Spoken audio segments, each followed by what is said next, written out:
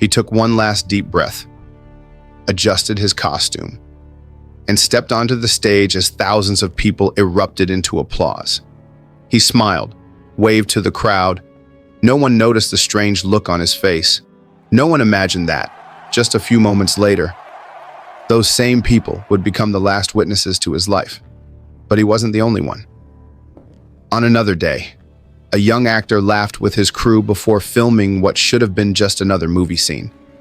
A rising singer leaned forward to hug a fan who had waited hours to meet her. A wrestling superstar prepared for the most spectacular entrance of his career. A beloved comedian stepped in front of the cameras one more time, ready to make the nation laugh, just as he always had. None of them knew that they were only minutes away from becoming part of history. These are the true stories of 10 unforgettable people whose final moments unfolded before the eyes of the very people who loved them most. Some were world famous, some were quietly influential. All of them left the world doing what they loved, in front of someone who cared. Before we begin, a gentle note. This video treats these moments with care and respect. There's nothing graphic here, only the stories of who these people were and the legacies they left behind. Long before he ever picked up a fez or a magic wand, Tommy Cooper was just a boy in South Wales who loved making people smile. He wasn't a natural at magic, not at first. His tricks often went wrong. But somewhere along the way, Tommy discovered something more valuable than a perfect trick. He discovered that when a trick failed and he simply laughed at himself, the audience laughed even harder. That accident of comic timing became his entire career. By the 1970s, Tommy Cooper was one of the most beloved entertainers in Britain. Millions tuned in every week just to watch him fumble a rope trick or pull a puzzled face. He wasn't polished, he was human, and that's exactly why people adored him. But behind the fez and the laughter, Tommy had been quietly struggling. Those close to him knew his health wasn't what it used to be. Still, on the evening of April 15th, 1984, he walked out onto the stage of Her Majesty's Theatre in London for a live television broadcast, in front of millions watching at home and a full house watching in person. He was mid-performance, wearing an oversized cloak as part of the act, when he began to sway. He sank down. For a few unbearable seconds, the audience laughed. It looked to them exactly like one of his jokes. The cloak, the collapse, the timing. That was the tragedy hidden inside the tragedy. The people watching were laughing at the very moment his life was slipping away. It wasn't a joke. Tommy Cooper had suffered a massive heart attack right there on stage in front of the audience he had spent his whole life trying to make smile. By the time anyone realized what was truly happening, it was too late. Tommy Cooper died doing exactly what he'd done since he was a boy, making people laugh. And decades later, people who were in that theater still remember the strange, aching moment when laughter turned to silence. But while Tommy's final bow was unfolding on a London stage, on the other side of the world, a very different kind of performer was about to face his own final moment. Not with laughter, but with a single shot that no one saw coming. Brandon Lee grew up in the shadow of a legend. His father, Bruce Lee, had become one of the most iconic figures in film history. For most people, that kind of shadow would be impossible to step out of. Brandon didn't try to escape it. He tried to build something of his own within it. He trained, he studied acting. He worked, often unnoticed, for years, determined to prove that his talent was his own, not just an inheritance. By 1993, Brandon had finally found the role that could change everything. Eric Draven in The Crow, a dark, moody film about loss and resurrection. Cast and crew who worked with him during filming often said he brought a quiet intensity to the role, and that he seemed, for the first time, genuinely excited about where his career was heading. On the night of March 31st, 1993, the crew was filming a scene that called for a prop gun. It was supposed to be simple, a routine shot, the kind actors do 1,000 times.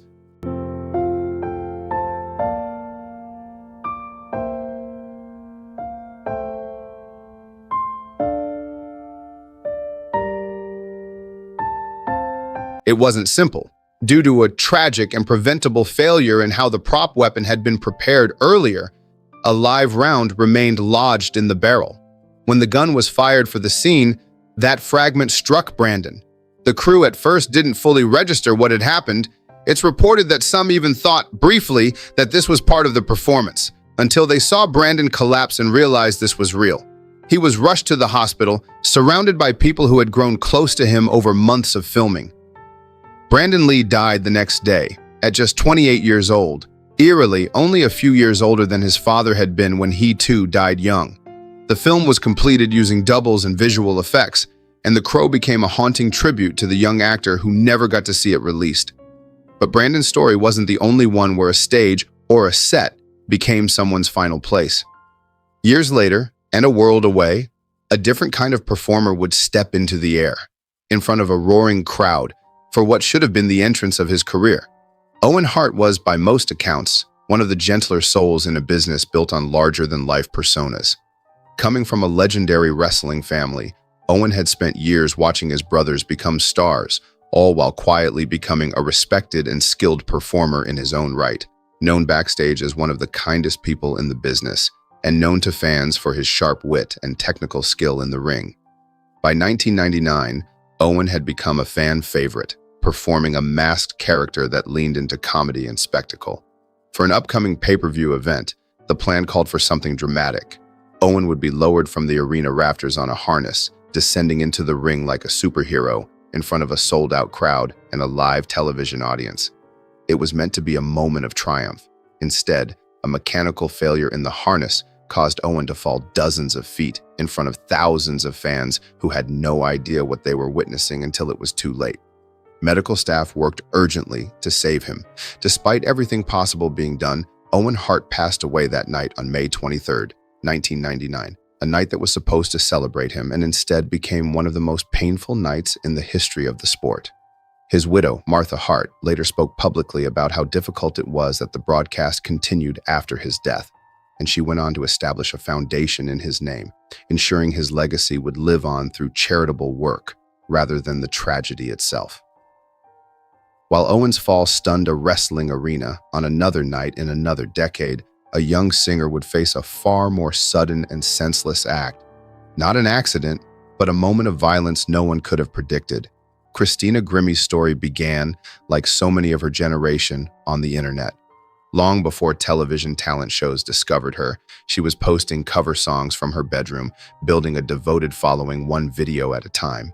Her voice was powerful, but what fans loved most was how personal she made every connection. She replied to comments, she remembered names, she treated her fans like friends. That closeness never faded, even after she became a recognized name through television and her growing music career.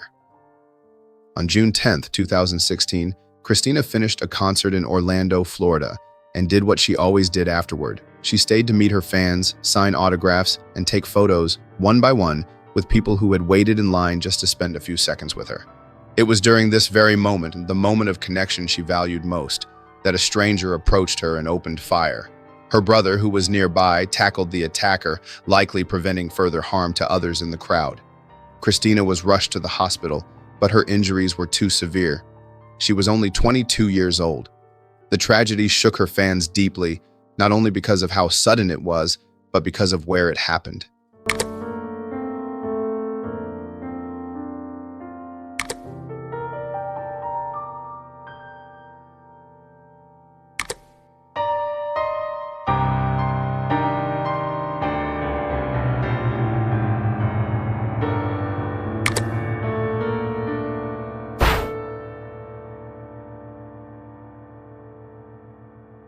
In the exact place where she had always felt safest, surrounded by the people who loved her music. Christina's story reminds us how fragile even our safest moments can be. And decades before her, another performer would learn a similar lesson, not from a stranger's violence, but from the raw danger hidden inside live electricity. Les Harvey was part of a wave of raw, hungry rock musicians in early 1970s Britain, the kind of players who spent more time in cramped tour vans than in comfortable studios, chasing the sound that might finally break them through. As co-founder and guitarist of the band, Stone the Crows, Les had real momentum. The band was building a loyal following, and Les, in particular, was gaining a reputation as a gifted and expressive player. On May 3, 1972, Stone the Crows took the stage at the Top Rank Suite in Swansea, Wales, for what should have been just another night on tour. During the performance, a faulty piece of unearthed equipment left a microphone live with electrical current. When Les made contact with it while playing, he was electrocuted instantly in front of the very crowd he'd been performing for only moments before.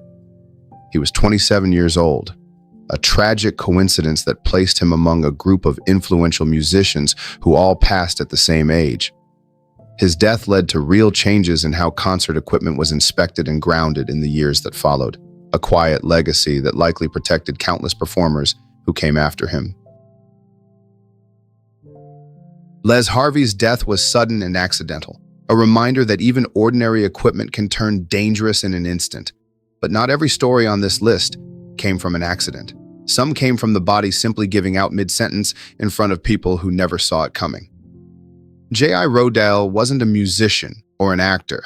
He was something rarer, a man who had spent decades convincing skeptical Americans that organic farming and natural health weren't fringe ideas, but common sense. Through his publishing company, Rodale had built an audience of readers who trusted him deeply, even when the wider medical establishment dismissed his ideas. By 1971, at 72 years old, Rodale had become something of a folk hero to the growing health movement, known for his boundless energy and his confidence that clean living could add years to a person's life. On June 8, 1971, he appeared as a guest on The Dick Cavett Show, a popular late-night program filmed in front of a live studio audience. During the interview, Rodale spoke with his usual enthusiasm about his health, joking that he'd fallen down a long flight of stairs recently and simply laughed the whole way down. Proof, he said, of just how strong he still was. Moments later, while Cavett turned to interview another guest, Rodale grew quiet. Then came a strange sound. He had suffered a fatal heart attack right there on the studio set in front of the live audience. The episode was never broadcast in its original form out of respect for what had happened, but the story of his final ironic words lived on, retold for decades as one of the strangest and most human moments in live television history. Rodale's death came in a moment of pure irony. But for our next story, the irony runs differently, a life dedicated to danger and precision, ending during one of the most routine days of movie making. In the golden age of Hollywood, few names shone brighter than Tyrone Power. With his classic looks and effortless charm, he became one of the defining leading men of his era, starring in swashbuckling adventures and period epics that made him a household name across America. By the late 1950s, Power was still one of the industry's most reliable stars, known for throwing himself fully into physically demanding roles well into his 40s.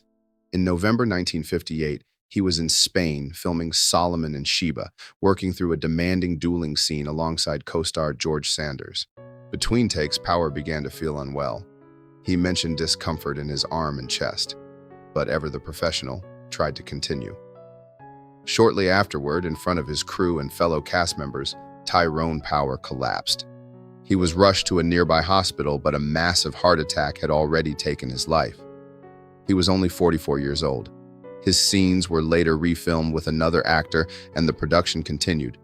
But for those who had worked alongside him, the loss of a man who had always seemed so full of energy and life left a lasting impression. Tyrone Power's death, like so many on this list, came without warning during ordinary work. Our next story shares that same tragic ordinariness, a stunt that had been performed successfully many times before until one night, it wasn't. Vic Morrow had built a solid, respected career over decades in film and television, known especially for his role in the war drama series Combat, which made him a familiar face in households across the country throughout the 1960s. By 1982, Morrow was working on a segment for Twilight Zone, the movie, playing a man confronting themes of war and redemption, material that resonated with the kind of serious, grounded performances he'd built his reputation on. On the night of July 23, 1982, the production was filming a complex nighttime scene involving a low-flying helicopter and pyrotechnic explosions. Vic was working alongside two young child actors in the shot.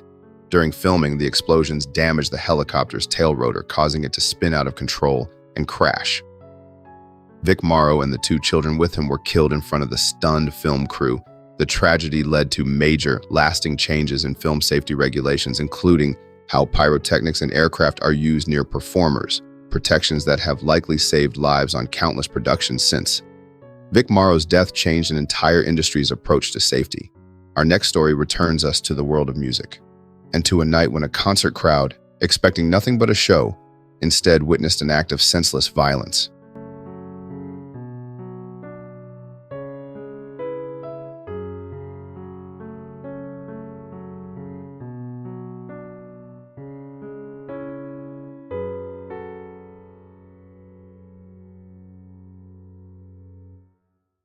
Darrell Abbott, known to millions as Dimebag Darrell, had spent years helping define an entire generation of heavy metal as the guitarist for Pantera, a band beloved for its raw intensity and technical skill.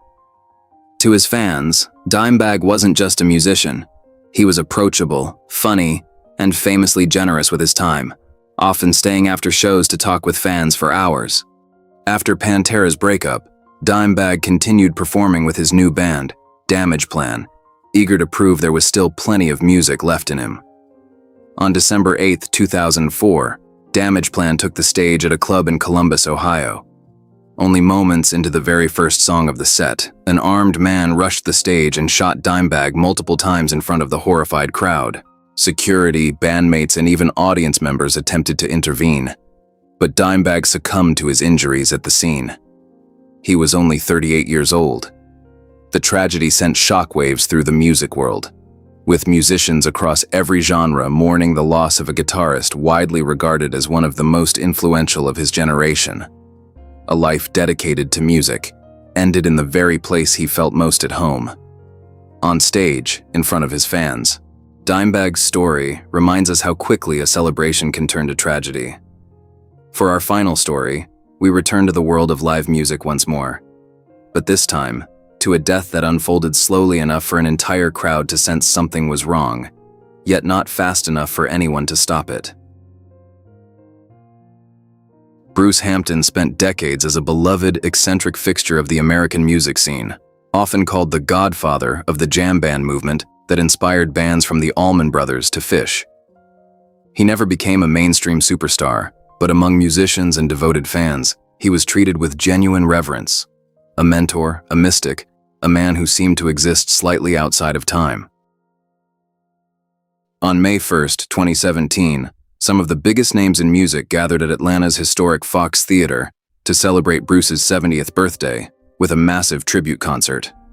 Bruce himself joined the stage for an encore performance, doing what he loved most, surrounded by friends and fans who adored him. During the performance, Bruce sank to his knees. At first, almost no one in the crowd reacted.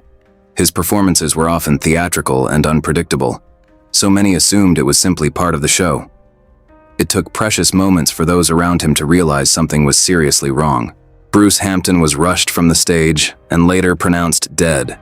He had suffered a fatal cardiac event, on the very night meant to celebrate his life, surrounded by the community of musicians and fans he had spent decades nurturing.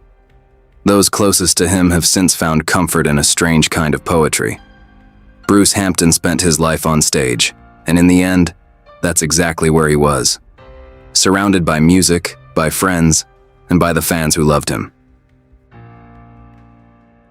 10 different people, 10 different decades, 10 completely different lives. A comedian who made a nation laugh until his very last moment. A young actor carrying his father's legacy. A wrestler beloved for his kindness. A singer who valued her fans above everything else. A guitarist taken in an instant.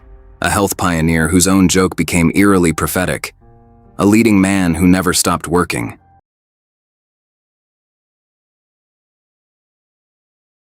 An actor whose death changed an entire industry. A guitar hero silenced mid-song. And a gentle mentor who left this world exactly where he always felt most alive. What connects them isn't how they died. It's how they lived. Fully, generously, and right up until their final moment, in front of the very people who loved them. Their fans didn't just watch them perform. They witnessed the full arc of who these people were.